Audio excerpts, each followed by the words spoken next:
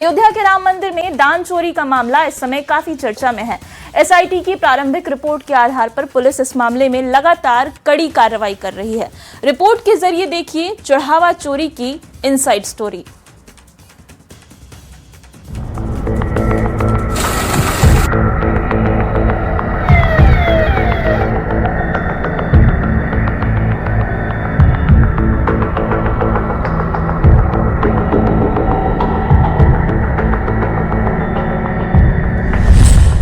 500 सालों के संघर्ष के बाद जब रामलला अपने भव्य महल में विराजमान हुए तो करोड़ों श्रद्धालुओं ने आस्था का दीप जलाया। किसी ने अपनी पहली कमाई चढ़ाई, किसी ने जीवन भर की बचत, किसी ने सोना चांदी, तो किसी ने अपनी श्रद्धा का हर संभव अंश। लेकिन उसी चढ़ावे को चोरी कर लिया गया।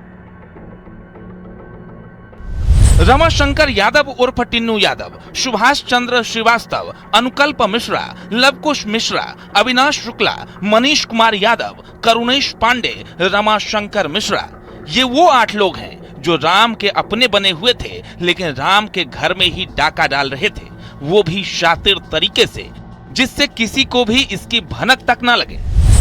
कैसे होती थी चंदा चोरी? नोटों की गिनती के दौरान गड़बड़ी की जाती थी। गड्डियों में ज्यादा नोट डाल देते थे। 500 के 100 नोट के बदले 105 या 104 नोट डालते थे।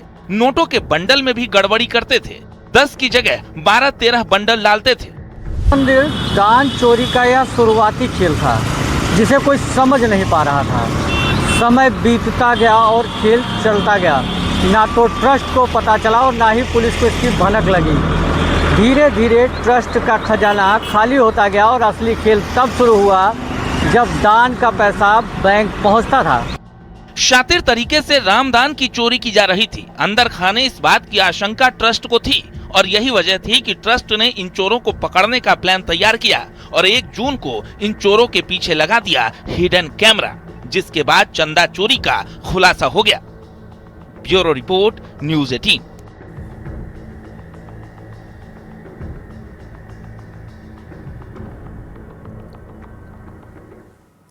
तो राम मंदिर में चढ़ावा चोरी को लेकर के एसआईटी की जांच जैसे जैसे आगे बढ़ रही है, कार्रवाई उतनी ही सख्त होती जा रही है। अब समझिए कि रामदान की कैसे चोरी की जाती थी। तो देखिए, नोटों के बंडल यानी कि जो गड्डियां होती थी नोटों की, उसमें हेरा फेरी की जाती थी। परिसर के बैंक कर्मी नंबर ऑफ बंडल्स गिनते थे, नंबर ऑफ नोट्स नहीं गिनते थे। गड्डियों के नोट की मशीन नहीं गिने जाते थे और जो गड्डियों में नोट थे वो मशीन से नहीं गिने जाते थे और बैंक कर्मी गड्डियों से एक्स्ट्रा नोट निकाल लेते थे, जिससे नोट के रिकॉर्ड में अंतर नहीं दिखाई देता था। सीसीटीवी को कैसे चकमा दिया जाता था ये भी आपको समझाते हैं। सीसीटीवी के सामने एक व्यक्ति खड़ा हो जाता था, जिससे सीसीटीवी का जो व्यू है वो ब्लॉक हो जाता था। सीसीटीवी में कोई भी तस्वीर कैद नहीं हो पाती थी। कैमरे का विजन रुकते ही आरोपी गड्डी कपड़ों में छिपा लेते थे। कैमरे की तरफ पीठ करके बैठते थे ताकि सामने से कुछ दिखाई ना दे। पैंट की मोहरी, सॉक्स या फिर दूसरी जगह पे नोट को छिपा लिया जाता था। काउंटिंग हॉल के बाहर बाथरूम में नोट निकाले जाते थे ताकि किसी को इसकी भनक ना लगे। अब पैसों की काउंटिंग का पूरा रोड मैप क्या था ये भी आपको समझा देते हैं। तो देखिए, राम मंदिर के 14 दान पात्र एक कलेक्शन था उसका।